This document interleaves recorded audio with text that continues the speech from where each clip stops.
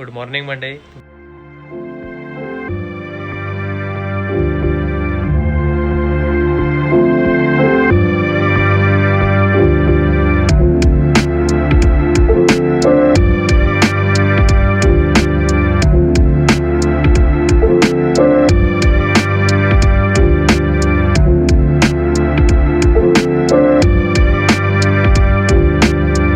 Good morning मंडळी, तुमच्या सगळ्यांचं पुन्हा एकदा स्वागत आहे बिईंग लेजंड लाईव्हच्या एका नवीन ब्लॉगमध्ये.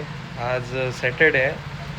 आज आपण एक्स्ट्रा डे घेतलेला आहे. पप्पांकडनं सुट्टी मागून मस्तपैकी एक दिवसाची मुभा, कारण संध्याकाळी आपल्याला कोल्हापूरला परत पोचायचं आहे. सो आजचा प्लॅन असा आहे की आपण आता चाललेलो आहे आमच्या गावी नरेवाडीला. तिथनं मग परत तेगनाळला मम्मीच्या गावी जाणार. त्याआधी आपण आता बाळूमामाच्या मंदिरला जाणार आहे. तिथं दर्शन घेणार. दर्शन घेऊन मग काय पुढचा कार्यक्रम कसा होतो ते बघणार. होप तुम्हाला आजचा ब्लॉग आवडेल. एन्जॉय करा. मी एन्जॉय करवण्याचा प्रयत्न करतो. नवीन असला लाईक शेअर करून जावा. सबस्क्राईब करायला विसरू नका.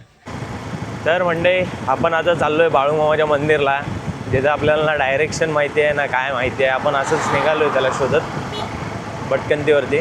जसं मावशीने सांगितलं ॲड्रेस त्या मानानं जरासं मी चालवालो आहे गाडी त्या दिशेला. कारण कुठं आहे ॲक्च्युली मला माहीत नाही. आजाराचा रोड चांगला झाला आहे कारण होय. जे कोणी आजऱ्याला यायचा प्लॅन करतायत किंवा आंबोली घाट किंवा गोव्याला आजरामार्गे जाण्याचा विचार करतायत, बिंदास या. कारण की रोड तुम्ही बघू शकता एवढा मस्त आहे आणि हा एंडपर्यंत आहे. लास्ट इयर आम्ही पावसाच्या दिवसात पण आलतो, तेव्हा पण रोड पूर्ण झालेलाच होता. सेम ॲज इट इज कॉन्क्रीटचा होता. रोडचं टेन्शन घेताय तर अजिबात घेऊ नका. हा बेस्ट वे आहे तुमच्यासाठी यायसाठी. गोवा एक्सप्रेस वे गडिंग्लज मार्गे हा रस्ता बाळूमामाच्या मंदिरला जातो. ॲड्रेस म्हणजे लोकेशन तुम्हाला गुगल मॅपची आणि कुठे आहे हे तुम्हाला खाली बायोमध्ये कळून जाईल. आणि मी पण डिटेल्स देईन तिथं पोचल्यावरती, कारण की मी स्वतः पहिल्यांदा चाललो आहे तिकडे. आता गडिंग्लज बऱ्यापैकी फिरलेलं आहे आधीच, त्याच्यामुळे असं नवीन असं काय आमच्यासाठी बघण्यासारखं इथं नाही. कारण बाळूमामाच्या मंदिरला आम्ही कधी गेलेलो नाही, ते तरी बघून घेऊया म्हटलं. कसल्या आहेत बघ झाडे, सागवान. आता हा एवढा रस्ता खराब आहे आणि हे हालाले बघ केवढं. मला याची नुसतं फुटेज बघायचे नेमकी कशी देते. नाही 60 FPS लावला आणि हे रॉक स्टेडी मोडवर ठेवला आहे. रॉक स्टेडी प्लस मोडवर ठेवला आहे. हे आहे बाळूमामाचं मंदिर. आजूबाजूनं पुरं शेतातनं भरलेलं आहे. सगळीकडनं पुरं शेत आहे आणि असं बरोबर मध्ये मंदिर आहे. चला दर्शन करवतो तुम्हाला आतनं. आणि ह्यावेळेला मी खरोखर आतमधनं तुम्हाला दर्शन करवणार. असं आत गेलो मी स्वतःच मग्न झालो दर्शन घेण्यात, तुम्हाला वाऱ्यावर सोडून दिलं असं नाही करणार मी. हे असं पुढनं जायला वाट आहे.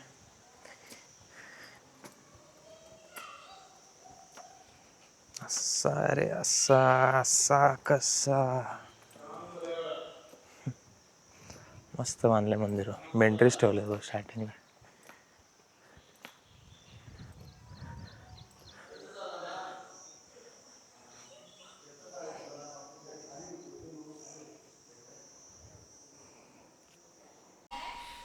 आता आम्ही आलो आहे बाळूमामाच्या मंदिरला. तेजस आणि मी आहे. हा एक आयटम आहे. हा बाळूमामाचा प्रसिद्ध प्रसाद म्हणायचा. ह्याला म्हणतात आंबेल. ज्यांनी पिल्या मला नक्की कमेंटमध्ये सांगा, पिऊन बघितलं आहे का कधी. गारगोटी साईडचं आदमापूरचं बाळूमामाचं मंदिर सुप्रसिद्ध आहे. तिथं तर तुम्ही गेलाच असाल. आणि तिकडं जाऊन आला असला आणि बाळूमामाचं अजून कुठलं तुम्हाला मंदिर जर भेट द्यायची असली तर हे बेस्ट आहे बघा.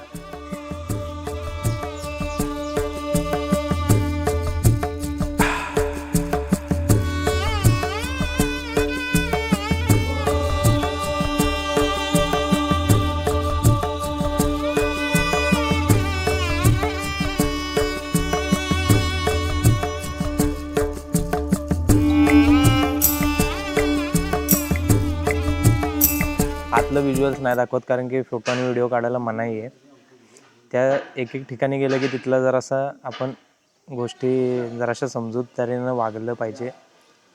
आणि स्वतःच्या स्वतःची म्हणजे अशी यंगस्टर एजची मस्ती जराशी कमीच दाखवली तर चांगली असते.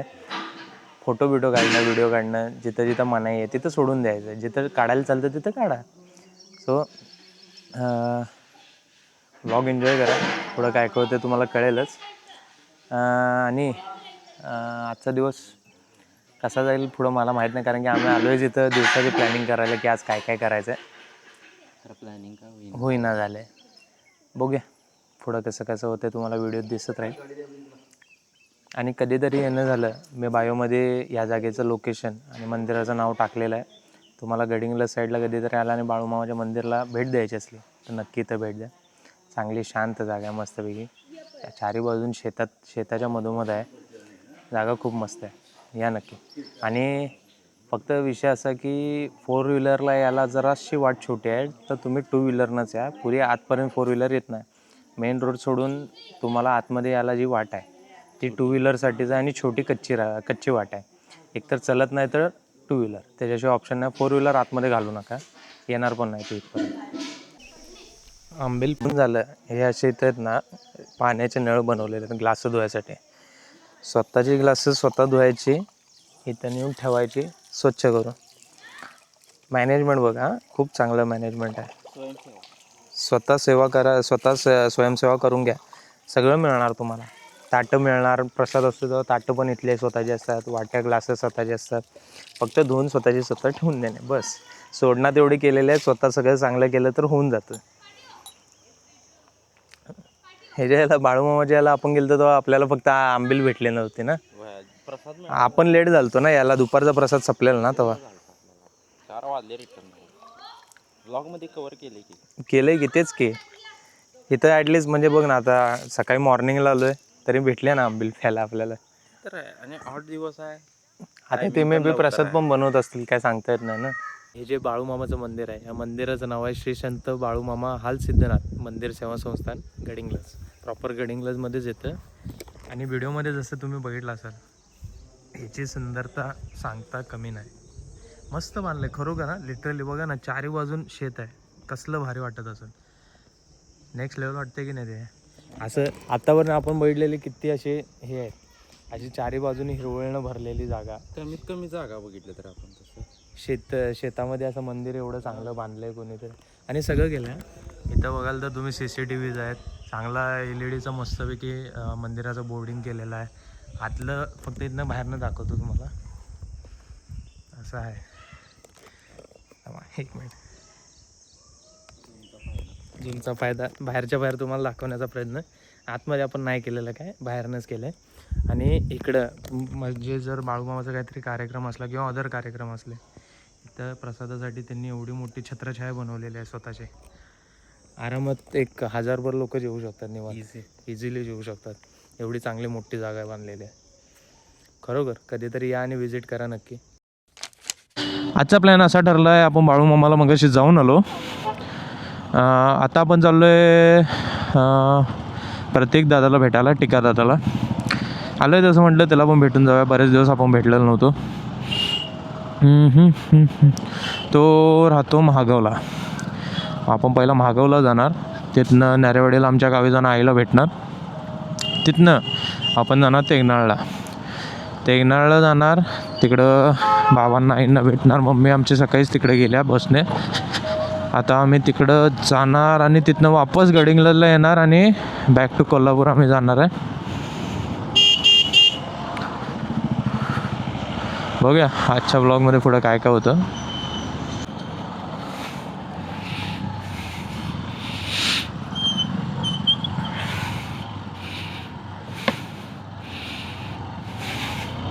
तर हा जो तुम्ही रोड बघताय, हा गडिंग्लज ते बटकनला जायचा रोड आहे. या रोडचं पण कॉन्क्रीटमध्ये रोड करण्याचं काम चालू आहे. तर हल्लीच चालू झालेलं आहे, तरी वन साईड त्यांनी चांगलं काम केलेलं आहे. अजून ही साईड पुरी त्यांनी पुढंपर्यंत खोदून ठेवलेले आहे. सो आपण आता सिंगल वेनं चाललो आहे रिटर्नच्या वेला, कारण जायला तर पाहिजे, कारण की माझी बाईक काय एवढी ऑफ रोडिंगसाठी बनलेलं नाही. आणि कुठं काय गाडी स्लिप बीप झाली, कोण एवढा विचार करत बसणार आहे. कॉन्क्रीटचा रोड मस्त आहे, वन साईड जायला मस्त आहे खरोखर.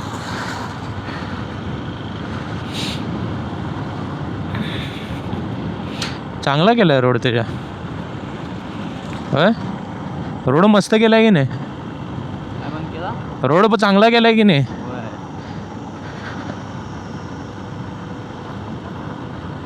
वन साईड गेला एक भारी.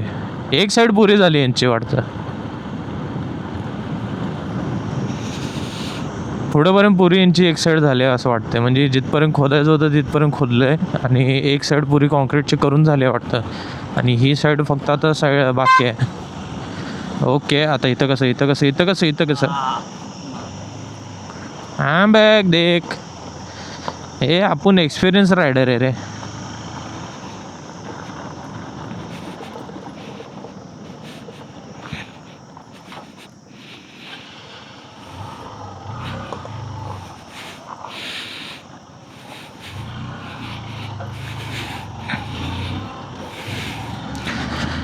जरासा हा पॅच स्किप झाला माझ्याकडनं.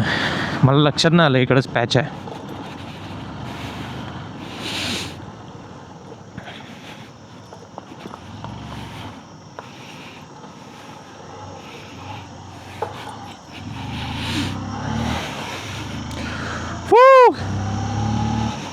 मस्त आहे.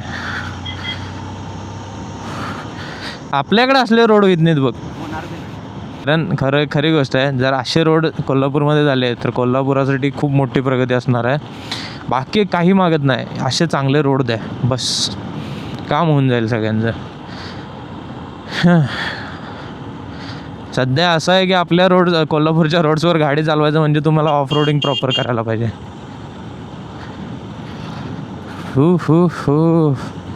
वन साईड पुरं काम झालं आहे वाटतं ते कॉन्क्रीटचं पुरं. थोडीशी ऑफ रोडिंग झाली. आता हायकिंग चालू आहे थोडी मध्ये आदनमधनं. आता इथं आपली बाईक असते कुठली ती मी सांगत नाही. बाईक असती तर कसा सीन असतात त्याच्या. इझी. मग मी इथं घालण्यापेक्षा इथं चालवली असते गाडी. म्हणजे नवीन एक्सपिरियन्स साठी जरा जड गेला. हां कारण हाताला यूज झाल्यावर मग प्रॉपर. ह्या जागेचं काम खूप मोठ्या स्केलवर चालू आहे. आपल्याकडं असं होणं हे मला जरासं कठीण वाटतं आहे. कारण की ह्यांच्याकडं खरोखर म्हणजे लिटरली मी सांगतो आता आजाराचं मी रोड इतके 6-7 महिने झाले होऊन तयार. मी बघतो एवढा सुंदर रोड आहे. आणि हा पण आता त्यांनी गडिंग्लज बटकन्यमार्गी करायला घेतला आहे. एवढा मोठा रोड आणि एवढा मोठा प्रोजेक्ट फुल कॉन्क्रीटचा. खरोखर सवाल बाई. खरोखर मॅनेजमेंटला कोल्हापूरवाले तर आपली तर ह्याच्यापेक्षा जास्त चांगली कपॅसिटी आहे. आपल्याकडं असे रोड्स का नाही होऊ शकत. इतर खेडेगाव आहे. इथं पण वाहनांचं चालणं येणं तेवढंच आहे. मग का नाही होऊ शकत आपल्याकडं. हा प्रश्नच पडतो बाबा मला. अशी प्रगती व्हायसाठी कोल्हापूरला काय करायला पाहिजे. होप सो पुढं जाऊन इन फ्युचरमध्ये आम्ही जिवंत आहे तोपर्यंत तरी असली प्रगती आम्हाला बघायला मिळेल. Roads are always most needed upgrade in our life. जेवढे रोड्स आपल्याकडे चांगले असतील तेवढेच आपल्याकडे सोयीसुविधा चांगल्या होत जातील. ही खरी गोष्ट आहे. जर आपल्याकडं रोड्सच चांगले नाहीत तर पुढच्या सोयीसुविधा आपल्यासाठी तयार होऊ शकत नाहीत.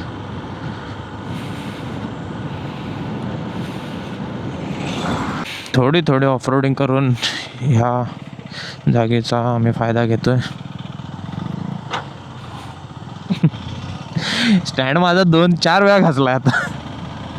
आणि आपण आता पोचलेलो आहे महागावला.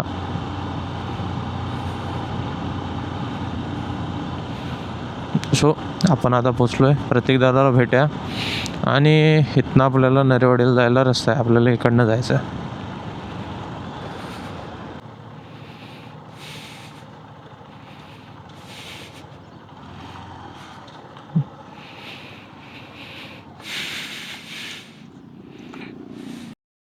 मांजरी म्हणून पाळायचे नसते रे. कारण काय कोण तुझे पाळलेलं मांजर आहे का असंच येऊन बसते. ही प्रतीक दादाची जीटी. काय वाटते रे कारण खरं सांगतो. एकदा वाटतंय गप आपली जीटी घेतली बरी. मला एका दिवसात मिळते अरे खरं सांगतो. ऍक्च्युली घालून बघ घातल्यावरती हेवी लागत नाही बाळ. असे इवे आता घातल्यावर तुला easy बसतं. ए सूट करते की रे हे दिसते तुला चांगलं. झालं तुला भारीच दिसते बरं, असले हे आयटम होतं. हेच घेतो बघ. हे पण भारी आहे हे आम्ही आधी घेणार नव्हतो. हिचा इंजिनचं होतोय ह्याला पण प्रॉब्लेम येते नंतर वरच्या कलरला. नाही ते फक्त कसं पाणी आहे ना पाणी वाळलं ना त्याचे डाग फक्त पडतात रे हे सायलेन्सर वर लेमन सायलेन्सर कधी लावणार तर मंडळी आता आपण चाललेलो आहे मम्मीच्या गावाला तेगनाळला तर तेगनाळला जाऊया थोडा वेळ थांबूया आणि तिथनं मग गडिंग्लजला परत निघूया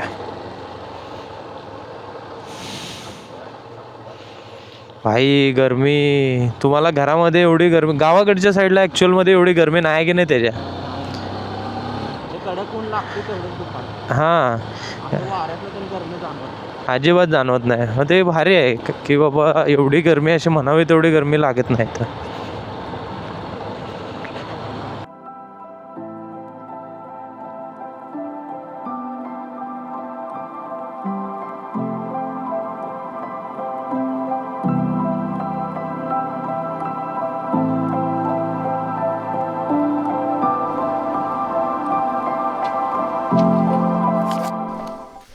होय नायट्रोजन आहे तिथं ती एअर असते ना नॉर्मल ठीक आहे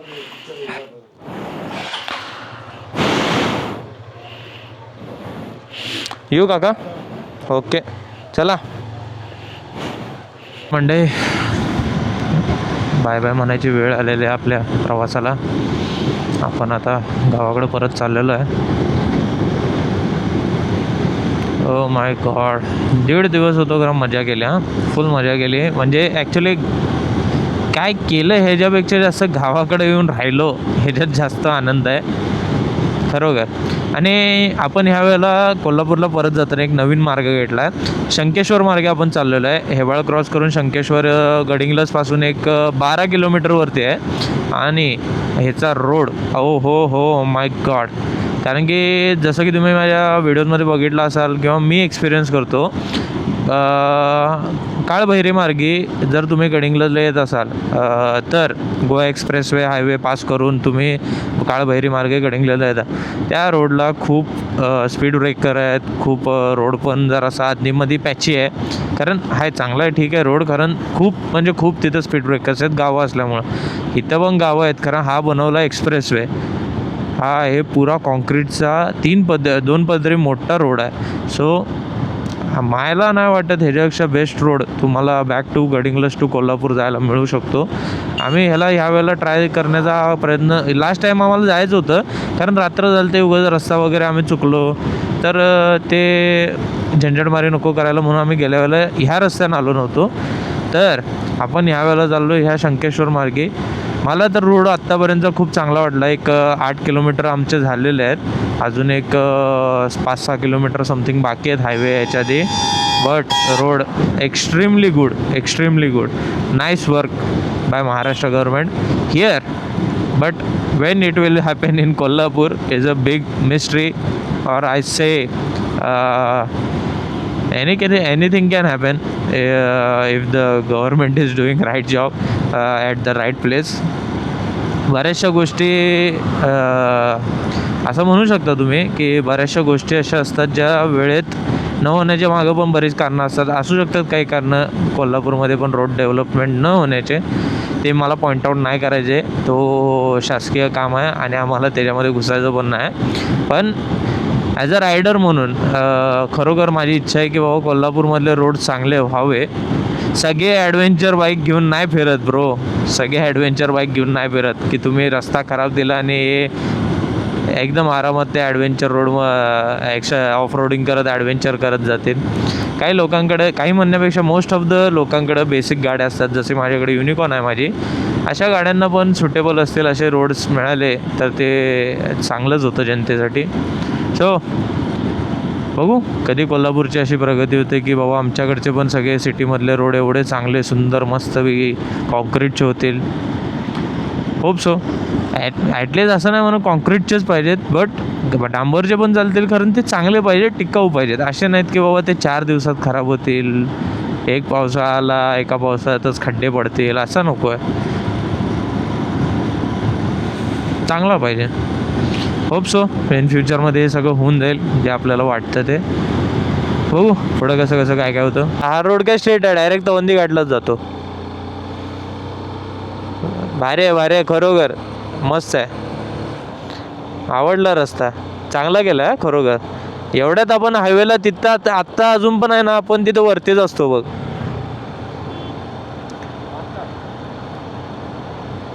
हां तेच बोलतोय. आत्ता आपण जर बहिरे मार्गी गेलो असतो ना, आत्ता कुठे त्या हॉटेलापाशी पोचलो असतो आपण. त्या मानाने लय फास्ट आलो आपण. रोड चांगला असला की फास्ट येऊ शकतो रे, आणि हा स्ट्रेट रोड आहे, कुठंच वळायला लागलेला नाही. होय, आणि असं बी तिथे हे ॲक्च्युली लांब पडते, हे 72 किलोमीटर जाते, आणि त्या मार्गे गेलो 66 किलोमीटर जाते.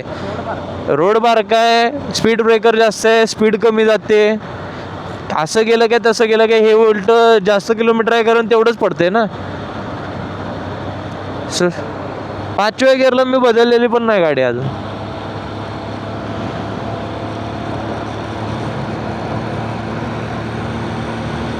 मस्त आहे खरोखर खरोखर मस्त आहे. कोल्हापूर इथून आता 64 किलोमीटर आहे.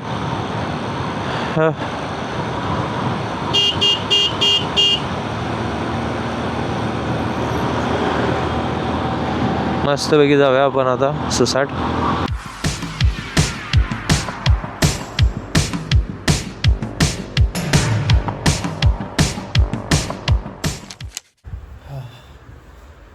बरोबर 7:20 झाले आहेत. 5:30ला आम्ही गडिंग्लजवरून निघालेलो.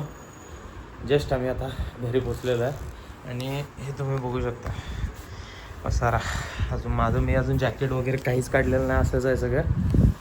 सो आजचा व्लॉग तुम्हाला कसा वाटला मला नक्की सांगा. लाईक करा, शेअर करा, कमेंट करायला विसरू नका. भेटू पुन्हा एका नवीन ब्लॉगमध्ये, एका नवीन ॲडव्हेंचरमध्ये.